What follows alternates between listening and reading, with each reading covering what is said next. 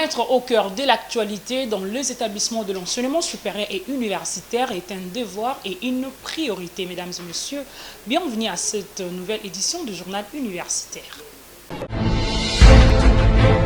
Après les vacances de Noël, les cours ont repris avec succès le lundi dernier à l'Université pédagogique nationale. À cette occasion, le comité de gestion de cet établissement a eu un moment d'échange avec les étudiants. Reportage de Georges Delumbi et Christian Chikpamba.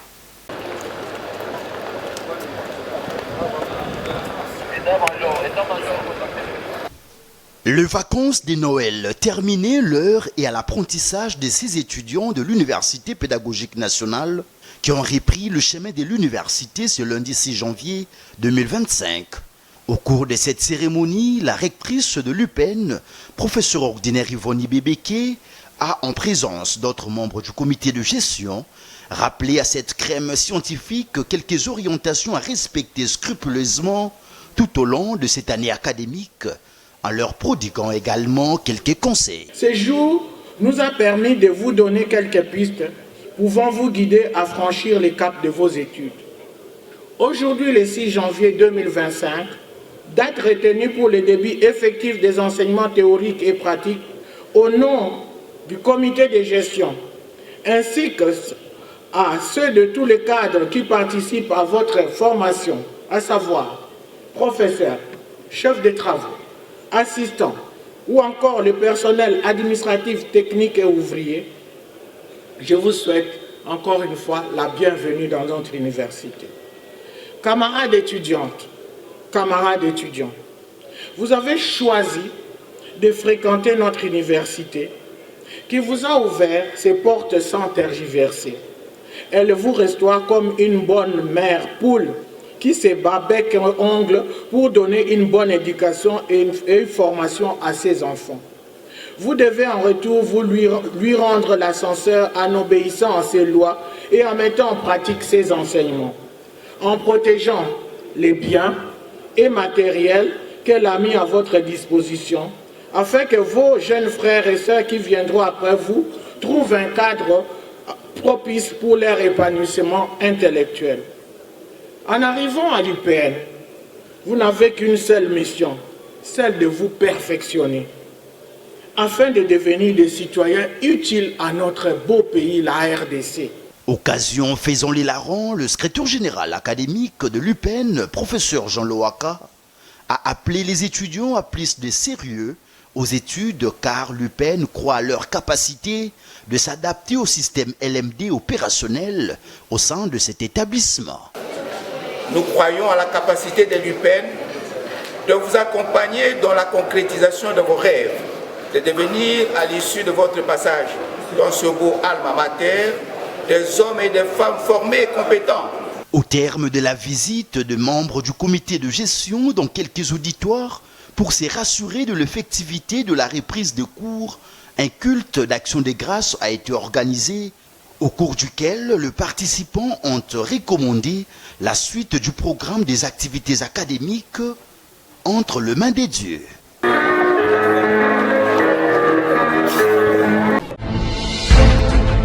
La situation de la grève qui prévaut au sein du sous-secteur de l'enseignement supérieur et universitaire va de mal en pire. Constatant entre autres que le gouvernement de la République tarde à convoquer le dialogue social indispensable pour statuer de la grève annoncée depuis le 9 décembre 2024, à convoquer les travaux effectifs du comité permanent de suivi des accords de Bibois 1 et 2, au fin de préparer un nouveau barème juste et équitable applicable au T1 2025 et de programmer la mécanisation de toutes les unités non payées et la correction de grades, mais aussi en comprenant que le gouvernement applique la politique de pourrissement et d'usure déjà dénoncée. Les bancs syndicales de l'ESU réunis à l'Assemblée générale évaluative ce samedi 4 janvier 2025 au siège de professeurs de l'Université pédagogique nationale décident de durcir la grève sur l'ensemble du territoire national jusqu'à l'ouverture du dialogue social tant sollicité. Le professeur Jean-Collet Moussonda, coordonnateur national du RAPICO et président de la PUPEN et au micro du journal universitaire. Les arriérés complémentaires de 3 mois, plutôt que les 5 mois dus en 2025, ont été payés dans la précipitation à Kinshasa pour étouffer les mouvements de grève. Par contre, en province, cela oscille entre 0 et 2 mois. Tous les autres mois sont encore en souffrance. L'accroissement de 50%, dont le gouvernement a pris l'engagement de payer depuis le T4, demeure non effectif. D'où les 3 mois du T4 constituent encore des arriérés devant être payés. Eu égard à la gravité de la situation, le banc syndical de l'ESU décide de durcir la grève sur l'ensemble du territoire national jusqu'à l'ouverture du dialogue social tant sollicité. À cet effet, les personnels de l'ESU, corps académiques, scientifiques et personnel administratif, technique et ouvrier, est tenu à respecter, à faire respecter à la rigueur, au quotidien, le présent mot d'ordre. Seule la lutte libère. Unis, nous sommes forts. Fait à Kinshasa le 4 janvier 2025. Les collectifs des présidents, le RAPICO, les SYNACAS, les collectifs des ACES, les SYNCAS et l'intersyndicale. Je vous remercie. Parlons à présent de la cérémonie d'accueil de nouveaux étudiants organisée à l'Institut supérieur des techniques médicales de Kinshasa le mardi dernier. Objectif, orienter le futur cadre à poursuivre leur cursus universitaire. Tonton Biongo pour les commentaires. Plusieurs étudiants nouvellement inscrits à l'ISTEM-KIN pour l'année académique 2024-2025 ont répondu présents à la cérémonie d'accueil et d'encadrement de nouveaux étudiants. Une activité organisée par le comité de gestion de l'Institut supérieur de technique médicale de Kinshasa que dirige la professeure Joséphine Toumba Kankolongo. Dans son mot de circonstance, la directrice générale a souhaité le vœu de bonheur et de prospérité à toute la communauté de l'ISTEM Kinshasa, puis la bienvenue aux nouveaux venus en soulignant que le comité de gestion s'engage à accompagner le nouveau tout au long de leur cursus en se basant sur les 3 piliers, à savoir l'excellence académique et la recherche innovante, le développement des infrastructures et le renforcement des capacités, mais aussi la collaboration et le partenariat stratégique. Allocution tenue avant le mot de l'administrateur du budget, du président des étudiants et la présentation des différentes sections que compte l'ISTEM-KIN. L'activité a consisté à présenter l'ISTEM, présenter les membres du comité de gestion, présenter les différents chefs des sections, présenter chaque section, parce que chaque section a des départements, et présenter la vision du comité de gestion par rapport justement à cette gestion-là de l'ISTEM Kinshasa. Parce qu'il est vrai que l'ISTEM Kinshasa forme les personnels de santé, mais il fallait quand même qu'on leur dise qu'est-ce que nous attendons d'eux et qu'est-ce qu'ils peuvent également attendre de nous. Nous voudrions former des personnels de santé de qualité, des professionnels qui soient compétents, qui soient compétitifs sur le marché de l'emploi et surtout qu'ils aient des valeurs à défendre, n'est-ce pas, par rapport à la formation qu'ils auront obtenue ici. Nous demandons aux parents qui hésitent encore d'envoyer leurs enfants à l'ISTEM Kinshasa. Nous leur promettons un environnement de qualité, un enseignement de qualité, une recherche innovante, un cadre des infrastructures de qualité pour que réellement les professionnels que nous allons former ici puissent contribuer à transformer notre société. Il faut noter qu'au cours de cette cérémonie, le président de l'association de professeurs de l'ISTEM, celui de syndicats, représentant du chef des sections et président des étudiants ont pris l'engagement de respecter les orientations du comité de gestion dans le cadre du travail pour cette année académique confiée entre les mains de l'Éternel. L'université méthodiste John Wesley continue à inscrire les nouveaux candidats pour l'année académique 2024-2025 dans toutes les facultés qu'elle organise.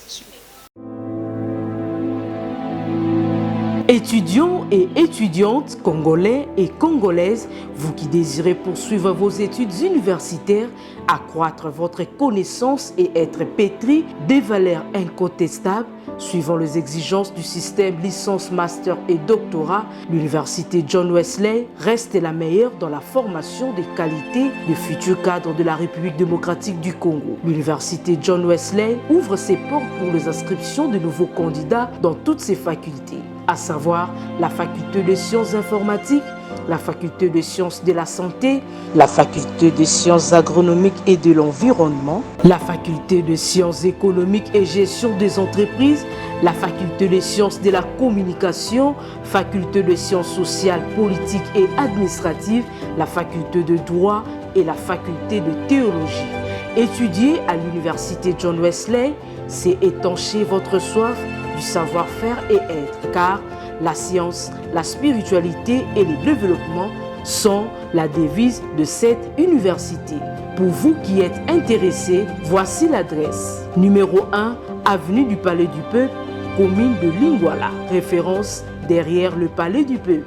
Pour tout contact, plus 243 81 32 69 170, plus 243 99 09 58 300, plus 243 89 00 14 256. Cordial bienvenue à tous.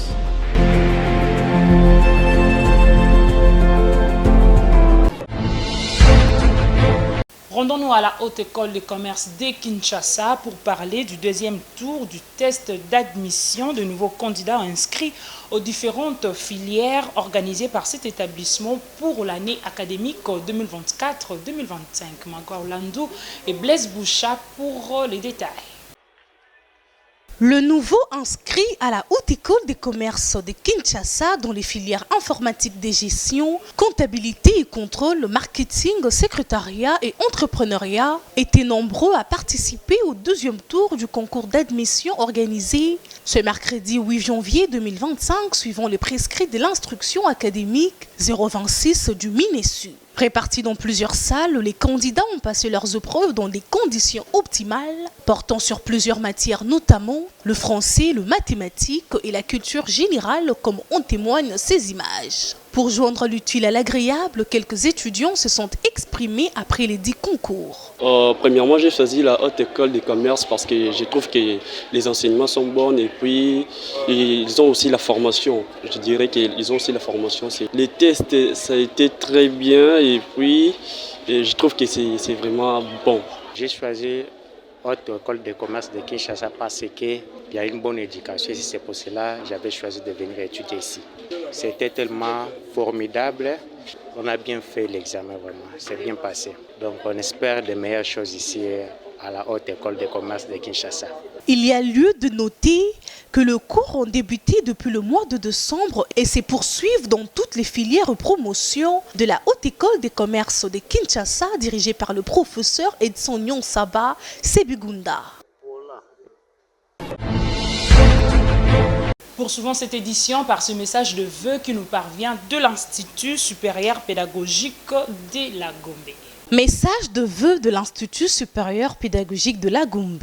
Les comités de gestion de l'Institut supérieur pédagogique de la Gombe, qui dirige la professeure Gertrude Ekombe Ekofo, présentent le vœu le meilleur de paix, joie, bonheur, santé, prospérité et longévité au président de la République démocratique du Congo et grand chancelier des universités et instituts supérieurs de la République démocratique du Congo, de la RDC, Félix-Antoine Tshisekedi Tshilombo. À Madame Soumine Ouattoulouka Jidit, Première ministre et chef du gouvernement, et à la ministre de l'Enseignement supérieur et universitaire, la professeure docteur Sombo Ayane Safi Marie-Thérèse. L'Institut supérieur pédagogique de la Gombe s'attache toujours à la vision politique du chef de l'État en se basant sur la mise en place d'un système éducatif de qualité pour former des cadres compétents et capables de relever les défis et donner des solutions aux problèmes qui rongent la nation congolaise en vue de contribuer au développement de la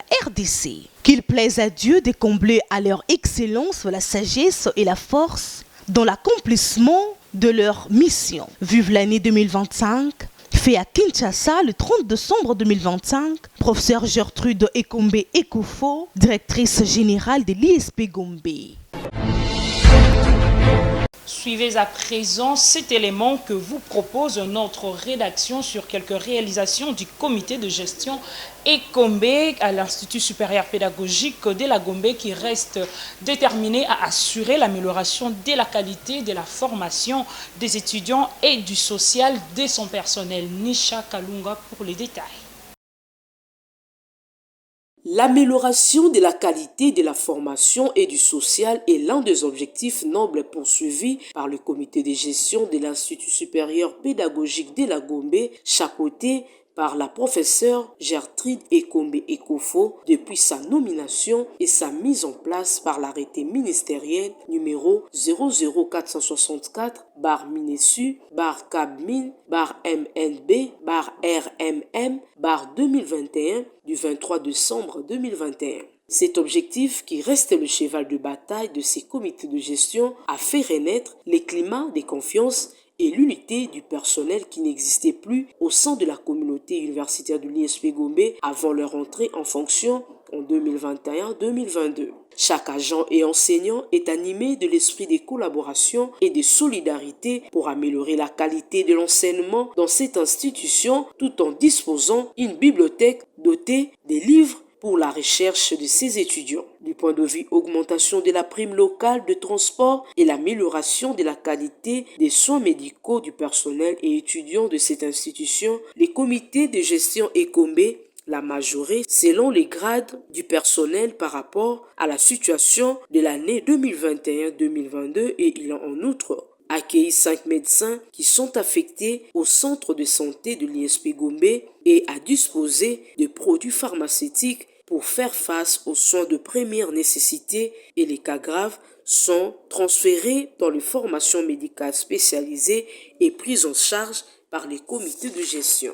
Du point de vue des étudiants, le nombre a doublé en passant soit de 7 000 à 14 000. En ce qui concerne les infrastructures, ces comités de gestion a commencé la construction des bâtiments administratifs avec ses fonds propres, y compris celle de l'école d'application de l'ISP Gombe qui seront ouverts au public très prochainement. Sans oublier qu'un groupe de constructeurs chinois recommandé par le gouvernement a signé un contrat amphithéose avec cet établissement pour la construction de notre centre de santé, restaurant-école pour la pratique d'hôtellerie et d'accueil, un nombre des étudiants et des auditoires de cours afin de résoudre définitivement le problème des infrastructures à l'ISP Gombe. L'ISP Gombe restait engagé dans le système LMD grâce à sa participation active dans l'élaboration de maquettes qui renferment les différents programmes des cours. L'ISP Gombe est désormais une référence pour d'autres institutions de l'ESU à travers la formation des qualités, les respects du calendrier académique, la rémunération des agents, la construction des infrastructures et la lutte contre les antivalaires. Vive les comités de gestion Gertrude Ekombe.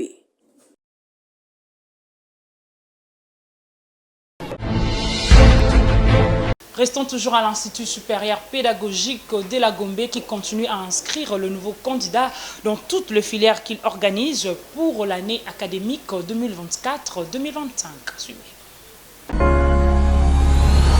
Former des cadres, les élites et porteurs du changement dans la société congolaise reste une priorité pour l'Institut supérieur pédagogique de la Gombe. L'ISP Gombe, un établissement universitaire de grande renommée, inscrit les nouveaux étudiants pour l'année académique 2024-2025. Chères étudiantes et étudiants, amoureux du savoir, venez vous inscrire à l'ISP Gombe dans les filières suivantes: lettres et sciences humaines, sciences exactes, options biologie et techniques appliquées, physique-chimie, physique informatique, sciences commerciales administratives, informatique et gestion des entreprises, sciences et techniques d'accueil, options hôtellerie et restauration, accueil et tourisme. Vous avez 2 possibilités d'étudier.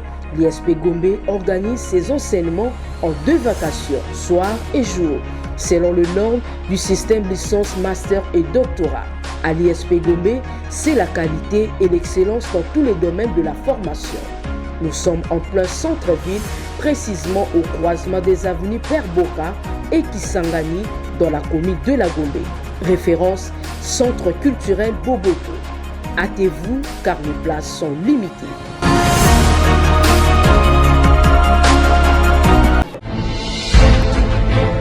Parlons de l'ouverture de l'atelier d'évaluation des programmes d'appui des bailleurs aux politiques économiques et sociales en matière d'équité et l'égalité du genre en RDC, organisé par l'Observatoire congolais pour la gouvernance locale, OCGL en sigle à Fadenhouse.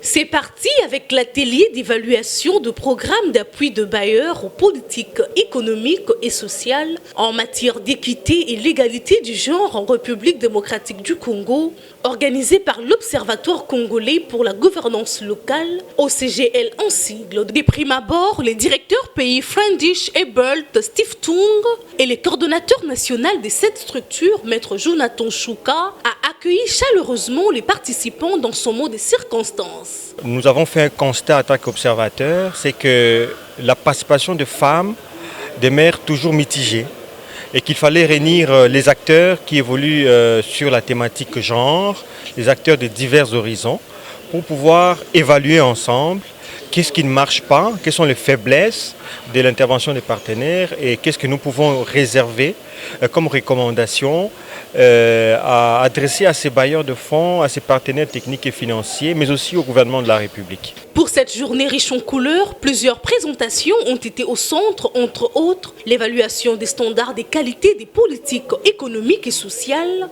abordée par le professeur Lelo Dimakungu Ursile, et l'analyse de l'efficacité des appuis de fonds de bailleurs, pour ne citer que ceux-là.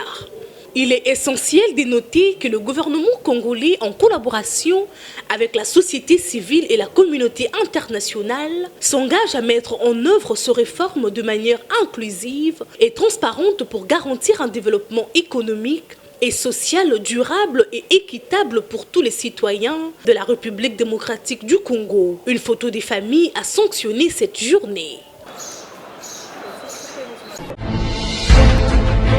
Tout est bien qui finit bien, mesdames et messieurs. Nous sommes arrivés à la fin de notre édition du jour. Si cela vous a plu, dites un grand merci à Tonton Biongo qui était derrière la caméra, réalisée par le docteur Emmanuel Lema, toujours sous la coordination de monsieur l'honorable André Mouchongo Machara. Quant à moi, je vous dis au revoir et restez branchés sur nos chaînes partenaires.